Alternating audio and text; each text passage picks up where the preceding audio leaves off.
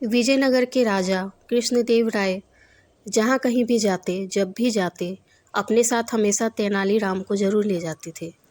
इस बात से अन्य दरबारियों को बड़ी चिढ़ होती थी। एक दिन 3-4 दरबारियों ने मिलकर एकांत में महाराज से प्रार्थना की, महाराज कभी अपने साथ किसी अन्य व्यक्ति को भी बाहर चलने का अवसर दे। राजा को यह बात उचित लगी।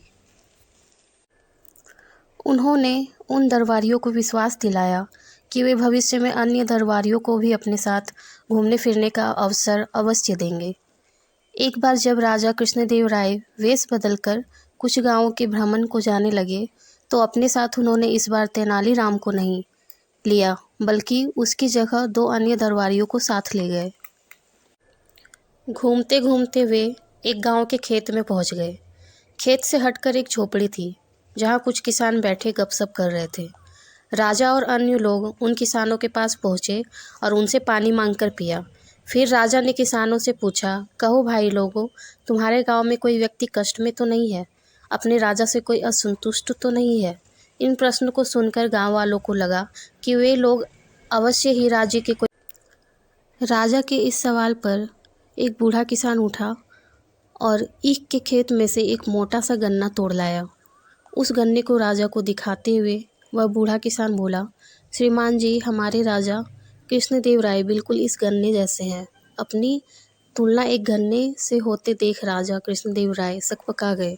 उनकी समझ में यह बात बिल्कुल भी नहीं आई कि इस बूढ़े किसान की बात का अर्थ क्या है, कि इस गांव के रहने वाले अपने राजा के प्रति क्या विचार रखते हैं। राजा कृष्णदेव राय के साथ जो अन्य साथी थे, राजा ने उन साथियों से पूछा, इस बूढ़े किसान के कहने का क्या अर्थ है? साथी राजा का यह सवाल सुनकर एक दूसरे का मुंह देखने लगे।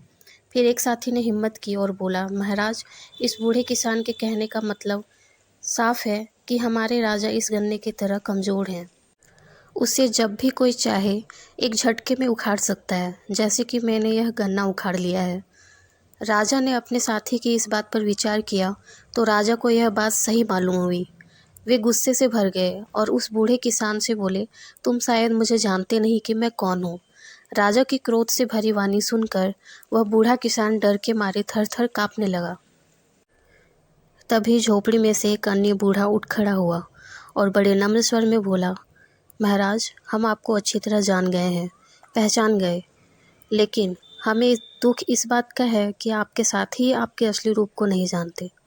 और मेरे साथी किसान का कहने का मतलब यह है कि हमारे महाराज अपनी प्रजा के लिए तो गन्ने के समान कोमल और रसीले हैं, किंतु दुष्टों और अपने दुश्मनों के लिए महानतम कठोर भी। उस बूढ़े ने एक कुत्ते पर गन्ने का प्रहार करते हुए अपनी बात पूरी की। इतना कहने के साथ ही उस बूढ़े ने अपना लबादा उतार फेंका और अपनी नकली दाढ़ी मूछें उतारने लगा। उसे देखते ही राजा चौंक पड़े। तेनालीराम, तुमने यहाँ भी हमारा पीछा नहीं छोड़ा। पीछा ना करता तो तुम इस सरल हृदय किसानों को मौत के घाट ही उतरवा देते। महाराज के दिल में क्रोध का ज्वार पैदा करते, सो अलग। लोगों का पीछा कैसे छोड़ता।